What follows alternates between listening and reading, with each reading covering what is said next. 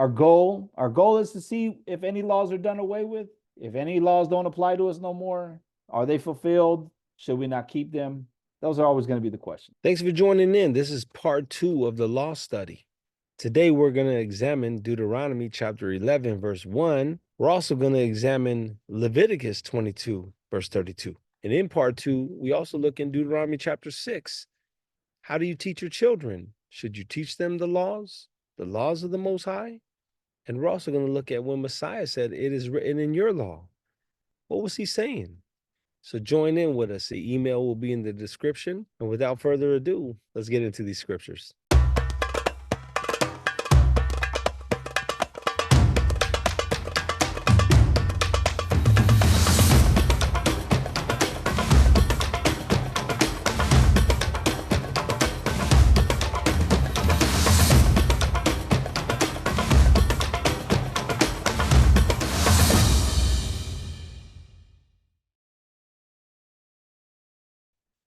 We're back in this study here.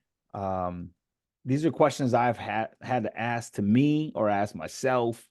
Which laws do we keep? Do we keep all of them? How do we keep them if we keep all of them? Are some laws fulfilled? Are they completed? Have they been accomplished? Do some laws not apply to us individually? Those are questions and these ain't all the questions. These are just some questions that I always pondered on. But in this file that I have here, they're in categories. And so maybe it was able to give us a little bit of a breakdown so we could see what laws apply and how do they apply and the categories they're in and so forth. Last week, we got into this one here, which I titled The Relationship with Yahuwah. We went through these first 4. We got to 5. We did 5 as well. But I did want to take a note of that in the 6:13, according to verse 25, these are about serving him. It'll be a law contained to talk about serving Yahuwah. And we did focus on Exodus 23:25, but I also just noticed as I was looking over my paperwork that Deuteronomy 11:13 is involved in this one Torah. It's in this one instruction. It has 3 verses involved in it. So you'll see Deuteronomy 11:13, and it shall come to pass if you shall hearken diligently unto my commandments, which I command you this day, to love Yahuwah your Elohim and to serve him with all your heart and with all your soul. So again, it's highlighted to serve, which I'm trying to underline all the main points of why they're listing this as that commandment in particular. Deuteronomy 13:4, you shall walk after Yahuwah your Elohim and fear him and keep his commandments and obey his voice, and you shall serve him and cleave unto him. Now, again, we did notice last week, which is something I'm just highlighting some of these points, that the verse itself, for instance, as we were in 6:13 right here, we see that 6:13, no, was it 6:13 that we were looking at last week? Let me go down a little bit here. No, it's here in 10:20. The verse, Deuteronomy chapter 10, verse 20, we broke it down because I believe that when we study the word out, we're wanting to constantly look at every point of the verse. Now, what they've done is they only wanted to bring out one part of that verse. So, for instance, commandment number 6 or instruction number 6 dealt with to cleave to him, which in this version it says to hold fast to him.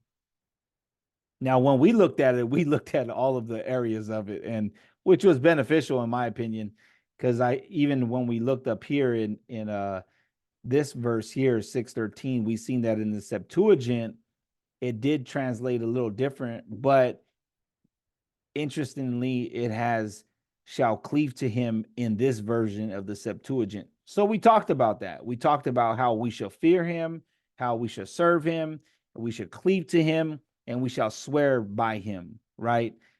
That was something we broke down when we looked at number 4. But when you go down into the next, like I was pointing out in commandment 6 here, you see that the main focal point is to hold fast to him, and that is to cleave to him. Now, commandment number 7 is still Deuteronomy 10:20, but what they were focusing on is by his name you shall swear. And then we talked about swearing and what that meant, and how in the New Testament or even in the church system they'll say you shall not swear, period, because Yahusha says you shouldn't swear. And we went and looked at that, and to gain a better understanding, and that maybe some of the areas they're missing is in context of what they're talking about. So want to bring that out because I wasn't able to bring that out last week, and I was glad I went back and looked at some of these things to try to. I'm just trying to make this as simple sometimes, and easy, but even in that, it can still be a little complicated. Now, when we come into the verse, this is the verse we're in today. We're going to analyze in Deuteronomy 28, verse 9.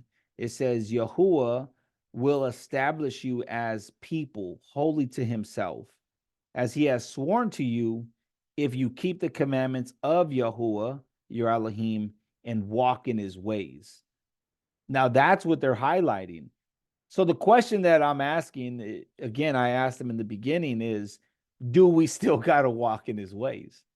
You know what I'm saying? Or is that fulfilled? No, of course not. It wouldn't make no sense as a believer, whether one claims to be a Christian, Hebrew, if they want to say they're Torah observant, whatever title. I'm not trying to go into that place. I'm just trying to say that in totality, everybody who believes in the Mashiach, who believes in his word, the Old and New Testament as one book, would say that Deuteronomy 28, verse 9 applies in their life.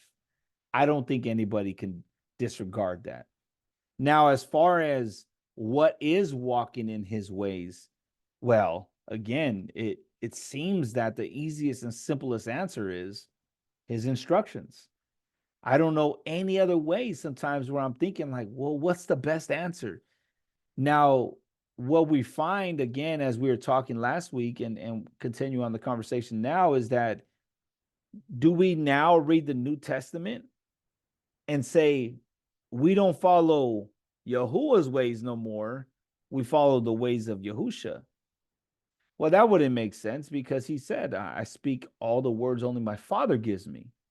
So then that means these are the ways that we walk in, and we walk in his ways. Now, we could talk about this. If anybody has anything they want to bring out, of course, speak on this. What is walking in his ways mean to you? Maybe there's something that I'm missing, or maybe there's something you can expound on of walking in his ways. Well, uniquely in the Septuagint of the same verse, it actually says, Yahuwah raised thee for himself a holy people as he swore to thy fathers, if thou wilt hear the voice of Yahuwah Eloheinu, or the Lord thy God, and walk in his ways.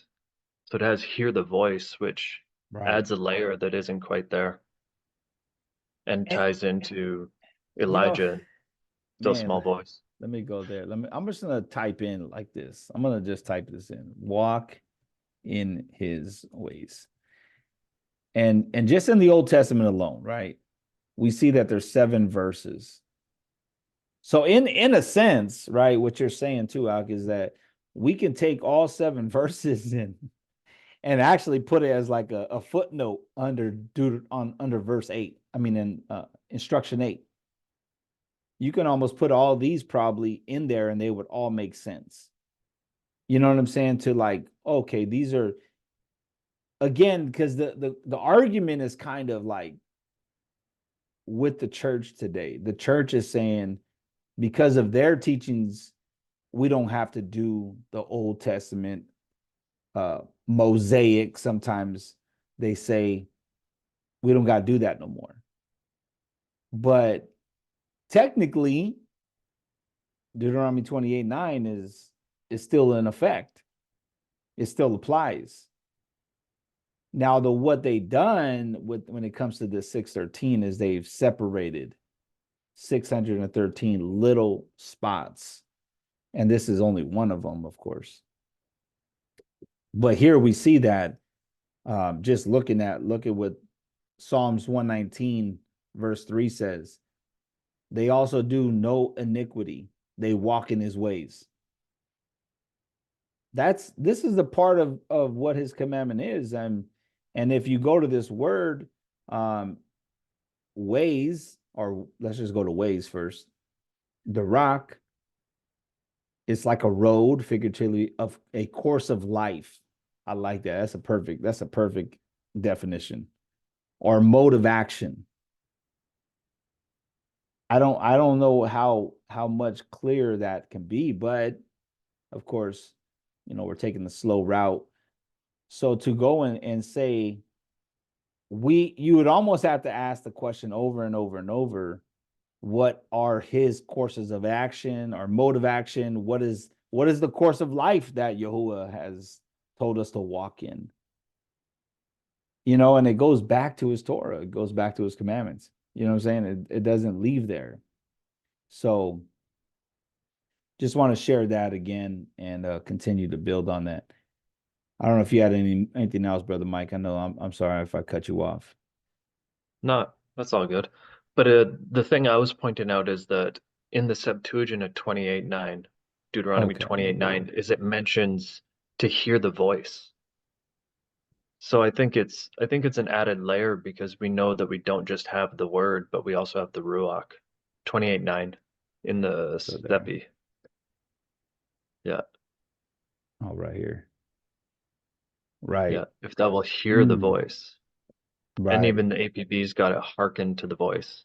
Yeah. So it's an added layer of not just like do these things, but also be willing to yield. So what's saying in the Masoretic is establish you as my people, holy to himself, and as he's sworn to you, if you keep the commandments of Yahuwah your Elohim and walk in his ways. The Septuagint says, Yahuwah raised thee up for himself a holy people, as he swore to your fathers, if thou wilt hear the voice of Yahuwah your Elohim and walk in his ways. Mhm. So the start and the end are similar, but the middle, if you It's like keep right here. the commandments versus if you will hear the voice. Right. And that is a great layer too, because of course it has this one key word right here. If. If. You know what I'm saying? Like that's the key Yeah. word. The key Are word. you willing? Are you willing to listen? Yeah. He says, if you will hear the voice of Yahuwah and walk in his ways. So it's a twofold in the Septuagint. Mhm. In the Amen. Masoretic, it's just keeping his commandments and walking in his ways. But so they didn't. Okay, so in the Septuagint, they don't say keep the commandments. Exactly. Oh, But okay. hear the voice, But hear which the I don't voice. think I think it's just maybe more of, just a corruption in the text That's interesting. that they might have just knew that something was missing. They're like, if you keep the commandments, this Right. makes sense here, right? Whereas hearing the voices, it's another layer, or it's completely different in that it's like as you live, right? The Right. commandments, like people can be religious and go to, whatever services on whatever day and read the word and whatnot, but like this is an active relationship. Yeah. Yeah. Well, hallelujah. I like that though. I like that you brought that up. It's really important because I think that's something that we're kind of doing too. It's just organically be in this study that we're doing is that the Septuagint is getting analyzed as well with it. Hmm. You know what I'm saying? Because it's really showing that if you bring them both together, I mean, you'll really gain a fuller part of a dish of meat. You know what I'm saying? You'll get a bigger chunk. Absolutely. You know what I'm saying? So Amen. I'm Yeah. gonna put that under here. Matter of fact, I'm gonna put the Septuagint translation underneath here. Oh man, because I like that. I think that because this translation has this in it. I mean that Apostolic Bible Polyglot as well. So that's pretty good that they both have, and it's interesting because they're both in the Greek, and they both have the voice of, hearing the voice of, and they both took out this. They both don't have the keeping the commandments. So that's kind of interesting too. You know what I mean? But we'll do that. We'll just put this in there. Amen. So, hallelujah. Hallelujah. We'll keep on bringing that one out because we need to do that. You know what I mean? Yeah, there's another verse I saw, but it'll probably come up later. But Yeah. Deuteronomy 11:1. I'm curious what it's like in the other versions, but Let's see. it mentions observe his appointments and his ordinances. This one here. Yeah. Yeah. See if you compare the KJV with the Brenton there. Observe his appointments is a lot different than keep his charge and his statutes. Hmm. Let me go to. Implies the feasts, right? So the word they have for charge is his watch. To keep watch, that is the act, custody, concretely, the century, the post, objectively, preservation, concretely, safe, figuratively, observance, that is abstractly, duty, or usage or a party. So keeping watch, see, okay, and then here, I think for this one here in particular that you brought out, we're seeing that there is this word appointments, and it has ordinances, commandments, and judgments, and you have the same three here, except charge and appointments is different. Well, hallelujah. That's interesting. Yeah, that'll probably come up though. Definitely that, I'm sure. These words. And that's what I'm saying with the 613 and in comparison, we're only seeing this one part. So we might even get back into Deuteronomy 28, verse 9, and see it again. So I'm gonna underline this. Well, let's move on into Leviticus chapter 22, verse 32. Let's go to that one. And it says, and you shall not profane my holy name, that I may be sanctified among the people of Israel. I am Yahuwah who sanctifies you. And then in verse, here is let's go to the word sanctified, or the word hallowed in the King James here. And the word hallowed, kadash, to be clean, right? To be clean. So he says, in this one law, it says, and you shall not profane my holy name. Now, that word profane is this word here, properly to bore, that is by implication to wound, to dissolve, figuratively to profane a person, place, or thing, to break one's word. So this word is what he's saying not to do, but again, I would say it's almost like the opposite of the word sanctified is this word profane. So if we think of it in that kind of a way, I guess that's my mentality, is I think of the opposite. So what he's saying not to do, not to profane, not to pollute, not to desecrate his name, right? But to sanctify it. And so the opposite would be to hallow it, to make it kadash, clean, purity. And they use the word for purify here. If we go down to the Brown Driver Briggs, to consecrate, sanctify, prepare, dedicate, be hallowed, be holy. And this is where you get this, to be set apart, that his name should be set apart. And that, I think that's a great part about it that we're looking at. So when it says, according to the instruction of Leviticus 22:32, it's to make his name set apart among the children of the people of Israel. I'm gonna keep asking the question, I think, after every commandment. Do we do away with that? Is that done away with today? Do we not have to keep his name clean?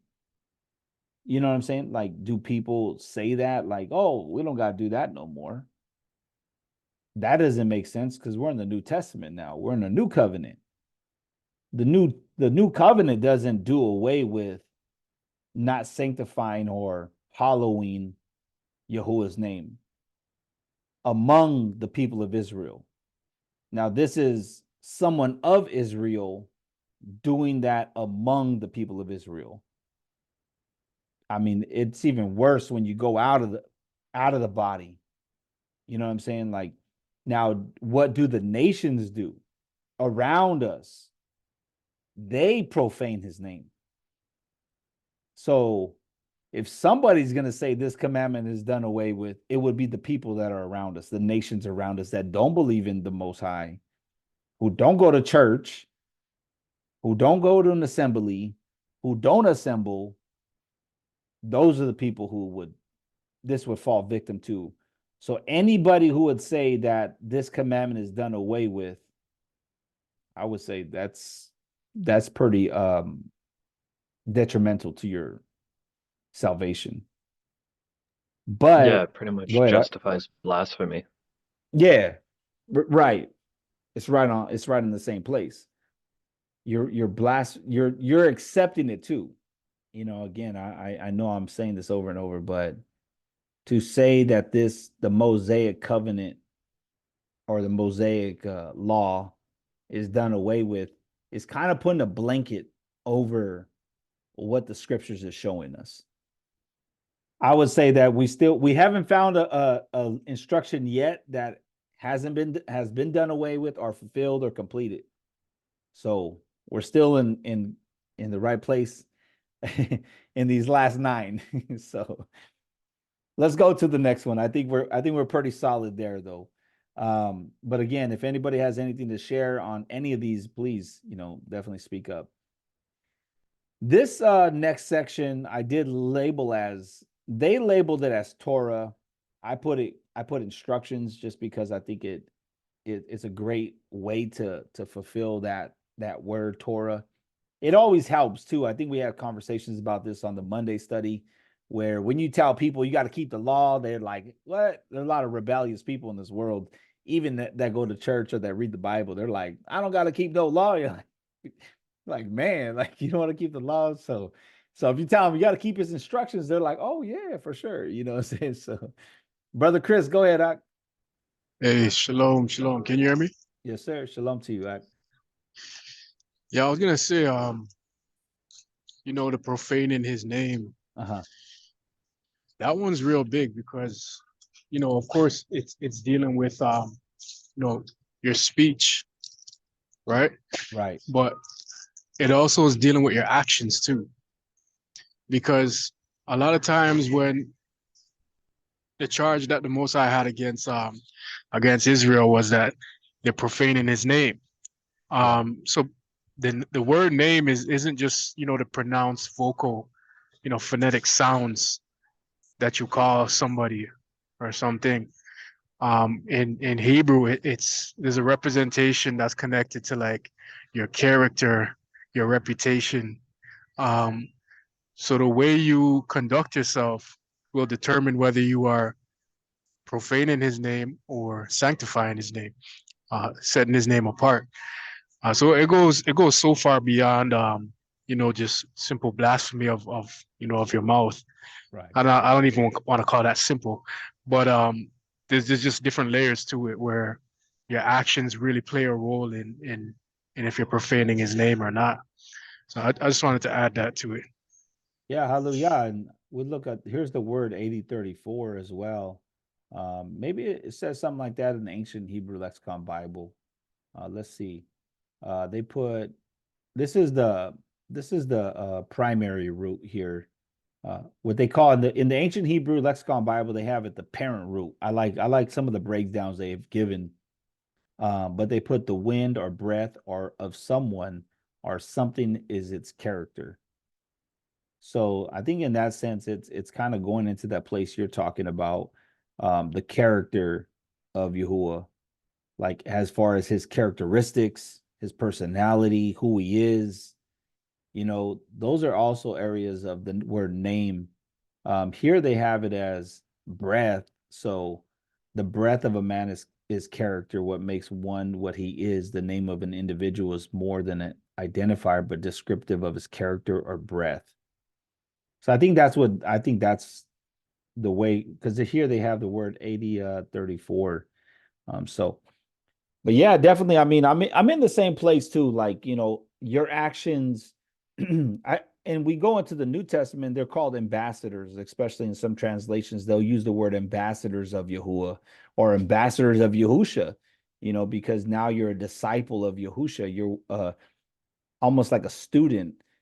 And how you act is what your teacher is you're giving that impression on him, and I think if you look at it from a parent to a child, if I go into a restaurant and my kids act all wild, they're going to profane my name. They're going to profane who I am as their parent and by their actions in the restaurant.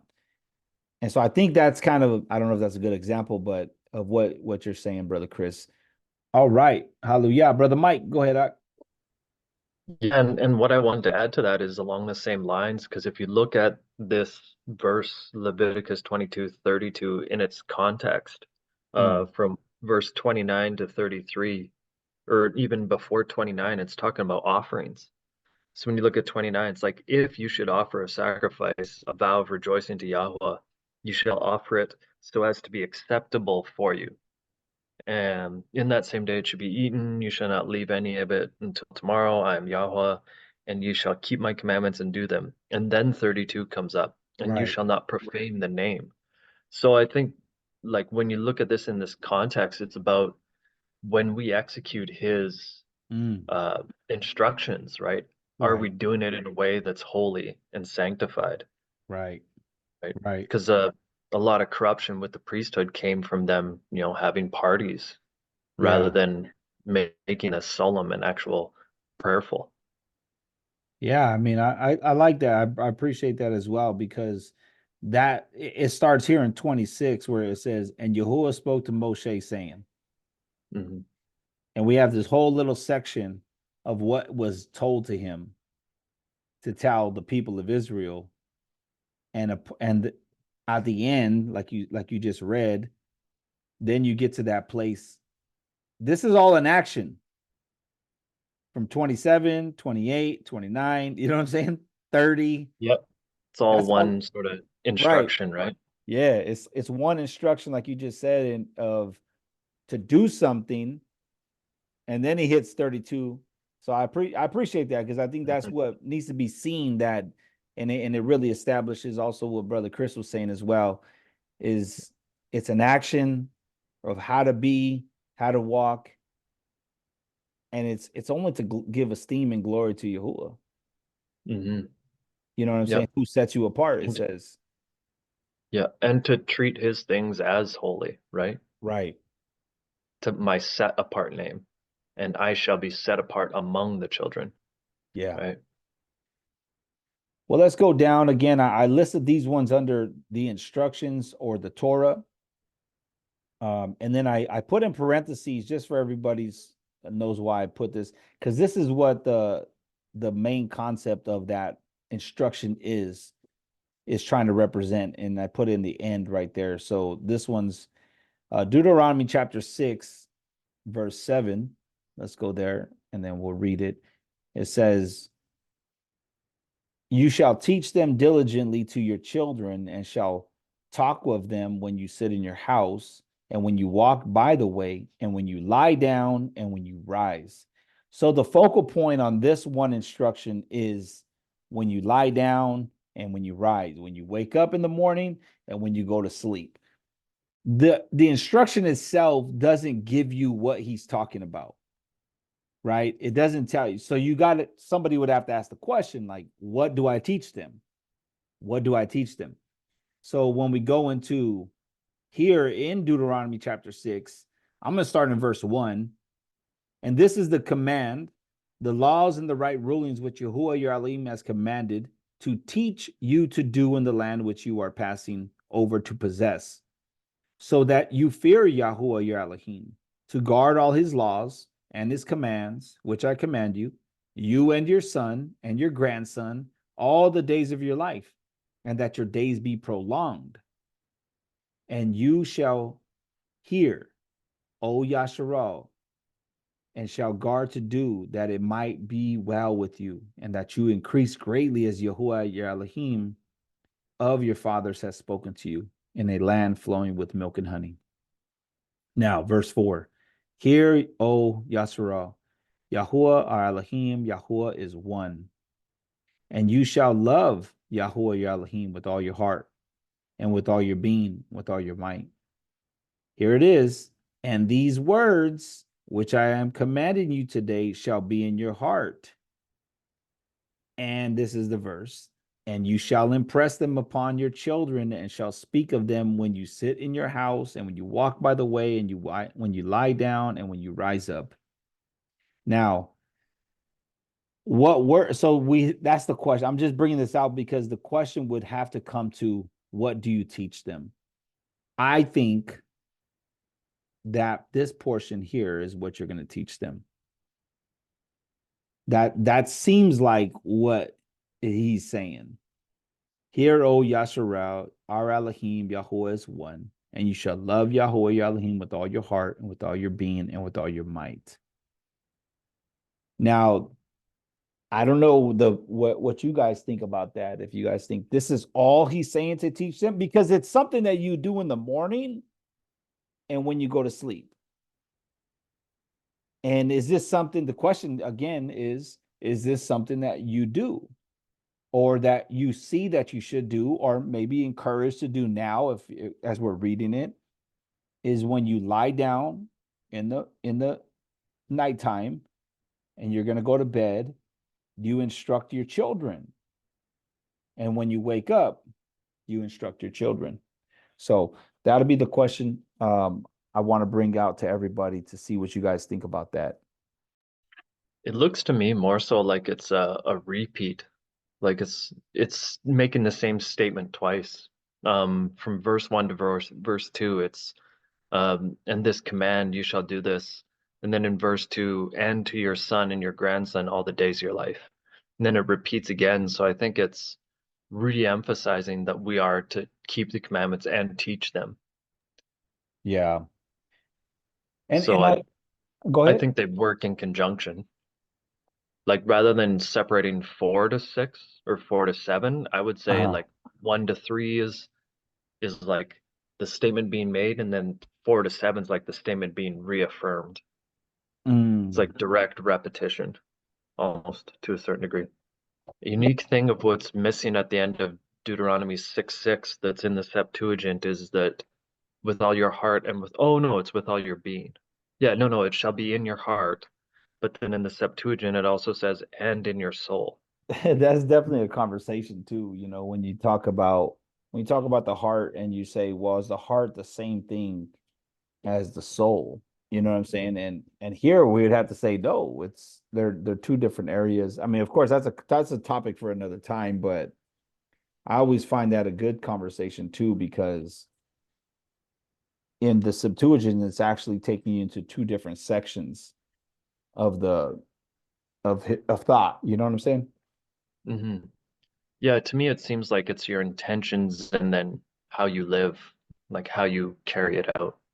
Mm. Yeah, Because hallelujah. there's other verses that talk about, as a man purposes in his heart, Right. whereas your soul is your whole being. So it's what you actually accomplish, I would think, right? Because your heart would be what you intend, and your breath is what you execute. Yeah. Yeah. No, hallelujah. I mean, and that's good that the Septuagint, again, we're seeing, I'm gonna have to put it underneath here again. We're seeing that the Septuagint is not, I don't want to say adding to it, because I feel like that's not the right term. But Well, it's what's been missed over yeah, time. it just got missed out for some reason within the Masoretic text. So we'll just put this underneath as well. Let me put this here. But I appreciate that because, oh, that's 6:6. Oh, I'm sorry. I have to leave that. I have to wait till we hit 6:6 because we're in 6:7. But so I have to wait till we get to that one. But here, let's go. Let's go here. Let's see what the Septuagint says here. Is the same thing? Yeah, same thing. Okay. All right. Well, we're gonna probably end up getting to the 6:6 part. I don't know. Maybe we'll see. It almost seems glazed over with the count, but Yeah, and that's what I'm saying. Like I agree with you because again, like I would have to ask the question of what do you teach? You know what I'm saying? Like, and maybe that's how they would do it. They would try to explain it. But like, I guess I'm saying that because what do you teach your children in the morning when you lie down? I mean, you rise and when you go to sleep. I can look at it from of the perspective of saying, and these words, which I am commanding you today, shall be in your heart, and you shall impress them. So, what words are these? Their footnote here is Deuteronomy 5:22. These words Yahuwah spoke to all your assembly in the mountain from the midst of the fire of the clouds and of the thick darkness with a loud voice, and he added no more. And he wrote them on 2 tablets of stone and gave them to me. So, if we go off this footnote, which is in the ISR, is it saying the 10 commandments? Because they call that the 10 words. That's kind of interesting. I can kind of see it from that perspective. It's way over here in Deuteronomy, right? It's way over here. So is it really just this here?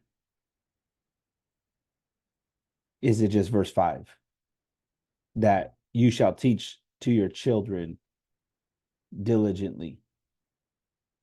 I don't know. I guess I remember when I was a kid, you know, when I was a child, like my mom and dad, well, my mom, she didn't go to church, but she would still tell me the 10 commandments. And I remember I had a little book and I had like a little a picture on the wall, the 10 commandments. And it was something that was like pressed onto me. Like this word says, it was impressed on me like constantly. Keep these 10 commandments, keep these 10 commandments. And so I can see those because they call them the 10 words. You know, some people's versions or some people speak that way. They say these are the 10 words. So I can see it from that position. But verse 5 isn't in the 10 commandments at the same time. So you have to deal with that. But something that you're doing diligently, it says you're teaching this diligently to your children. Now, you shall talk with them when you sit in your house, and when you walk by the way, and when you lie down, when you rise up. So, I don't know, my brothers, but I can see the 10 Commandments being a part of this. And we I know, agree with that. you know what I'm saying? Yeah, I agree with that. I think it is summarizing these words, like the summary of the 10. Yeah. Because to say like all the commandments, you know what I'm saying? It's like, I don't know, you know, like, or is he just saying, or maybe he's saying like whatever's on your heart and you're talking to your kids and you're teaching them like, you know, maybe one day you know, Yahuwah put something on your heart to share with your children. You know, he does that. I know he does that with me. Like I'll be outside, we'll be over here, and something will click, something will pop, and the Ruach will put something in my heart as I'm speaking to my children, and we're over here doing something, and it goes back to the scriptures. So I mean, I don't know, you know, I don't know. But um, but yeah, I mean, I mean the next commandment or the next instruction, it's in the same verse, but now what they have on it is you shall teach. Okay. So now it just has the focus is you shall teach. And as I put here, on studying and teaching the Torah. So now it kind of goes along the lines of what we're saying right now. Is it the 10 commandments? Sure, it could be, right? Is it the Shema? Yes, it could be that too. Or is it one of the instructions in the first 5 books of Moses? Yes, I can see that too. But again, the question is this done away with? You know, again, is it done away with? Do you not teach? Is it not important to teach your children the instructions of Yahuwah, his commandments, his ways? Even if you expand it and say the Torah is also the Psalms, it's the Proverbs, it's all the Bible, I mean, I can only go so far with that because, and the only case that I have is that Yahusha said, you have read in your law. And he's talking to the Pharisees. He said, you have read in your law, which he did send them to Psalms. And that's the law he said that they're reading from. So that's the best case I can have for that. You know what I'm saying? Go ahead, Brother Yasan. There are actually some a version that I read of the scriptures the other day. He doesn't say it's written in your law. He said it's written in the scriptures. That'd be good to see. Let You know me what see if I version can was that? find it. I'm gonna Yeah, look yeah. for it right now because I'm always looking at different versions. Yeah. This was taken from what is it? Sorry, hold on. That was Yehukanan chapter 10, right? Let me go there. And you should see how it's written in the Greek as well, right? Like Yeah, what let's go word there. they use. Because a lot of times, people be inserting things or it's not the right context, or it's a word that could have been used, but the main word that was used wasn't used. It's another, how it works. Yeah. But I'm looking right now. It was found in Yehukanan, right? I'm looking for it right. Yehukanan Oh, yeah, chapter yeah. 10, Yeah, 34. 34. Okay, I'm gonna look at these So different. here it says, Yahusha answered them, is it not written in your law? And the word law here is the word nomos, the primary word to parcel out, especially food or grazing animal. Law through the idea of prescriptive usage. Generally, it says regulation specifically of Moses, including the volume, also the gospel, or figuratively a principle. So it could mean a lot of things. I mean, to be honest, but they use the word in the New Testament as law all the time and laws. This comment, I think it's like a commentary, or he says it's a law is in the Mosaic law, the Old Testament scripture, a legal tie, a law, a rule, a standard, a rule of life, and a conduct. The Thayer says anything established, anything received by usage, a custom, a law, a command. Well, it also uses precept or injunction. Yeah. Um, And see, and here in the Thayer's Greek lexicon, they break it down into what's this, 4 sections of any law whatsoever, which could be a law or rule produced in a state approved of God, by the observance of which is approved of God, a precept or injunction, the rule of action prescribed by reason. So that could be this, or of the Mosaic laws, as we're saying, or the Christian religion, the law demanding faith. So these are ways it could be used. Or the name of the more important part, the Pentateuch, is put for the entire collection of the sacred books of the Old Testament. See, that's probably what it's talking about, the writings. Right. And so that can make sense to what you're saying. And also Because I'm looking through, because I'm always looking at and comparing what the, because I use was it Bible.com. Yeah.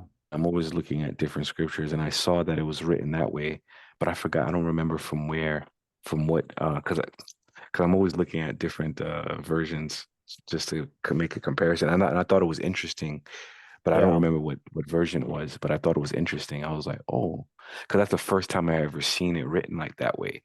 I always see it written as, doesn't it say in your law? But then I saw it say, isn't it written in your writings? In the Here writings. in the Sefer, it says it like that. See, yeah. The See, that's where, see? Is it not Isn't it written in the written in writings? the writings? You Right. see, yeah. See, that's where it must have been. See, exactly.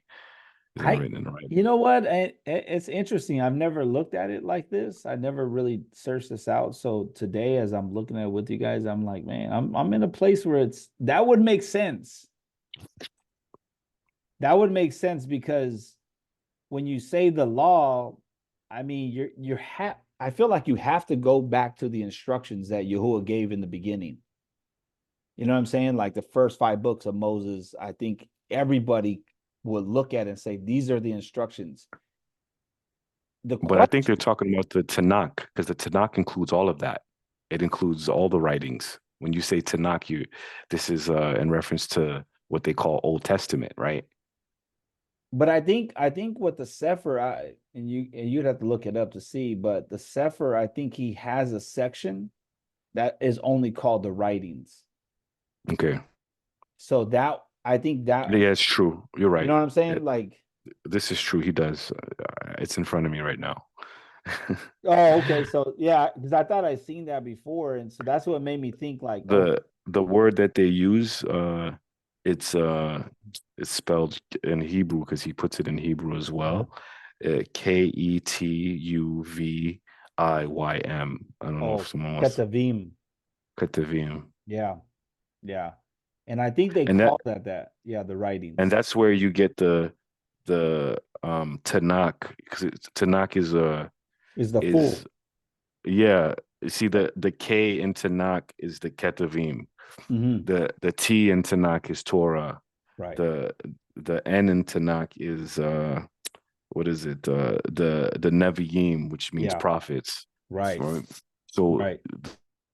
the what What do you so call it? what books are in the writings? Do you have that listed for you right Yeah. The ones in the writings are Psalms, Proverbs, Job, Wisdom of Solomon, and Ecclesiasticus.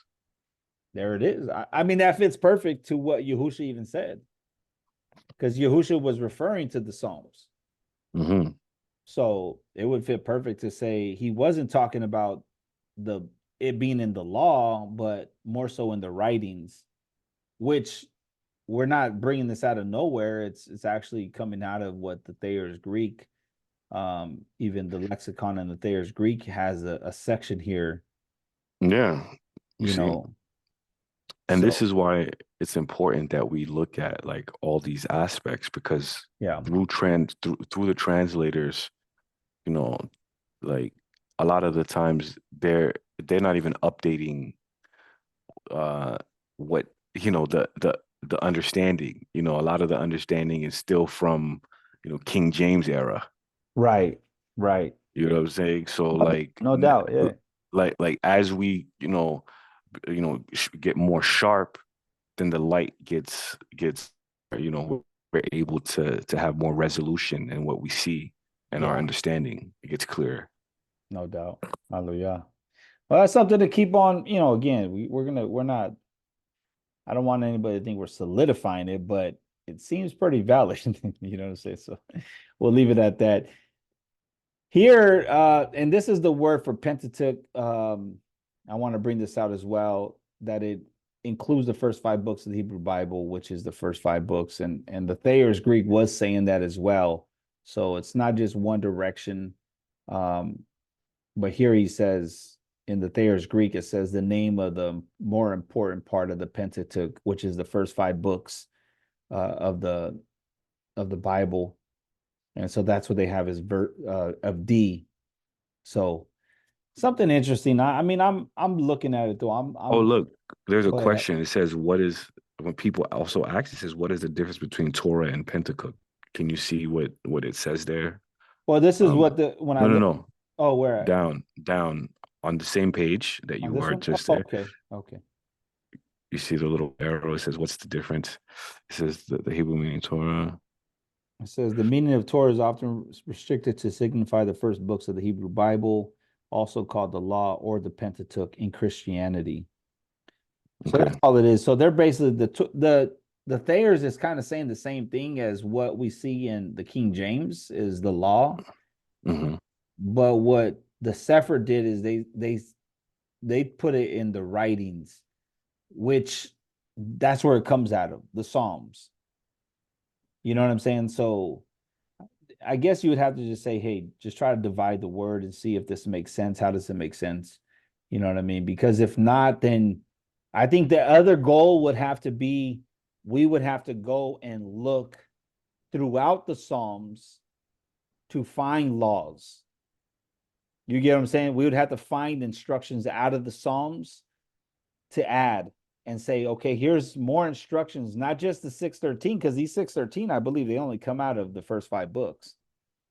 You'd actually have to go through the Psalms, Proverbs, through the prophets, and you would have to try to find some designated area to say the laws come out of here. You know what I'm saying? Out of the first 5 books and out of the writings. And that's where all the laws come out of. You know what I mean? I don't know if that would be substantial though, because everything Isaiah was writing from, his laws, the laws that he's living by, was out of the first 5 books. You know what I'm saying? So it's just a hard word. I think the word is difficult. Law.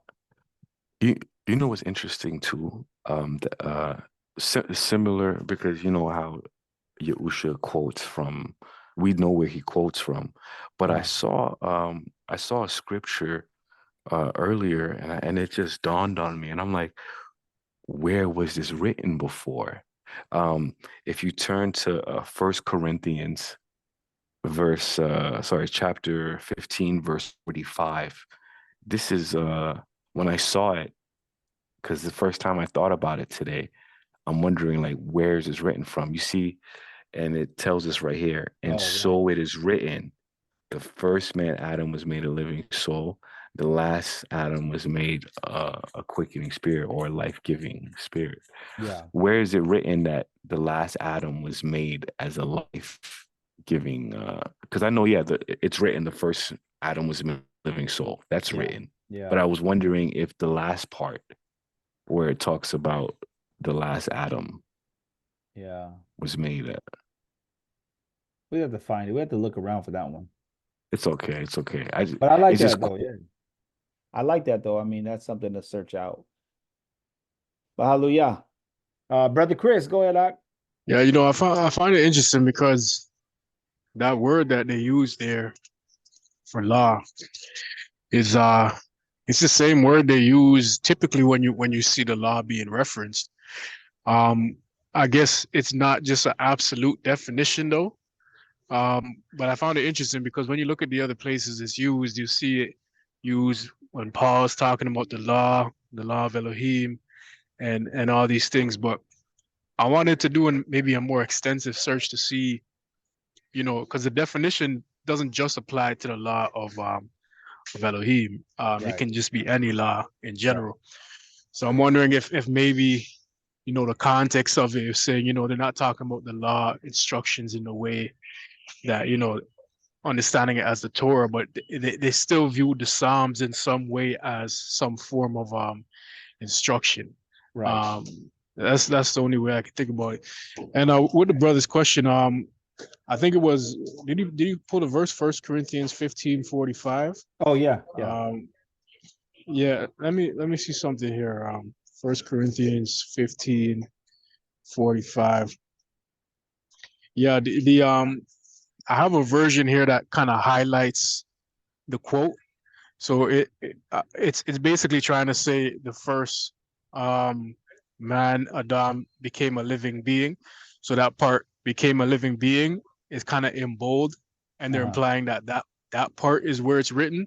But the second part, they end the quotation after that, and then they Oh. say the last Adam, a life-giving spirit. So Oh. they're, at least the version that I'm reading, they're not trying to say that the The whole last thing. Adam, yeah, is a quote from where it's written. It's just that portion where became a So living being. and so they put the semicolon in the King James here after soul to Right. separate it. I get what you're saying. I get what you're saying.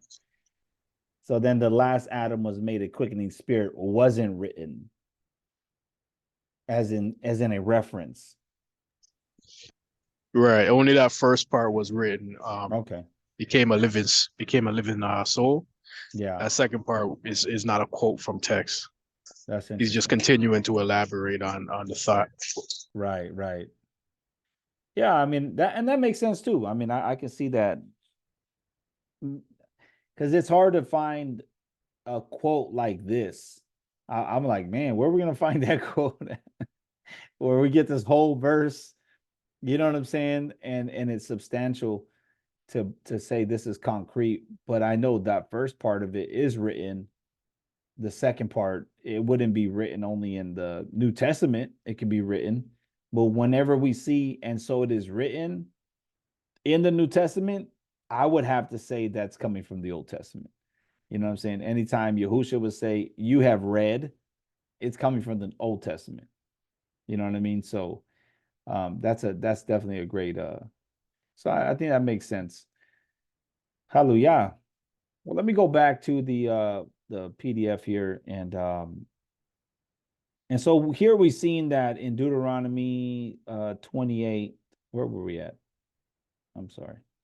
Deuteronomy 6, 7. It's the same one as in 10 and 11 or the same thing. And I just want to reiterate that because I know that we went down a trail real quick to go and think about what they could have been teaching. And they were teaching something. I guess we have a couple different positions. It could be A, it could be just the 10 Commandments. It could be B, just the Shema, right? If you want to just say 6:4 and 6:5. Or it could be C. It could be just Yahuwah's instructions in total, all the words, because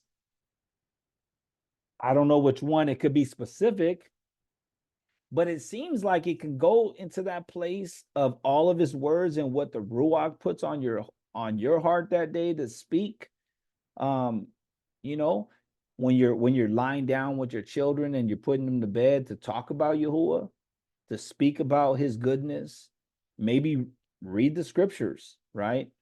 And when you rise up, like praising Yahuwah, giving him esteem, and things like that. Maybe that's one of those areas for these two instructions on instruction 10 and instruction number 11.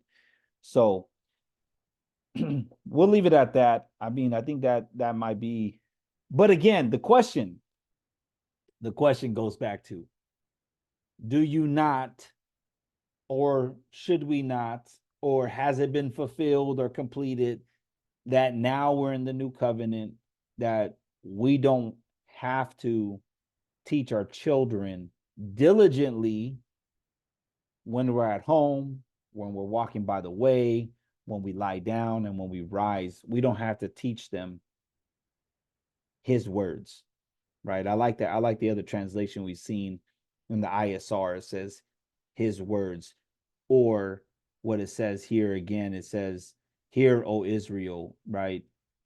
Yahuwah, our Elohim, is one Yahuwah, and thou shalt love Yahuwah, your Elohim, with all your heart and with all your soul, and with all your might, which we know is verbatim said by Yahusha in the New Testament, that this is the greatest commandment, right?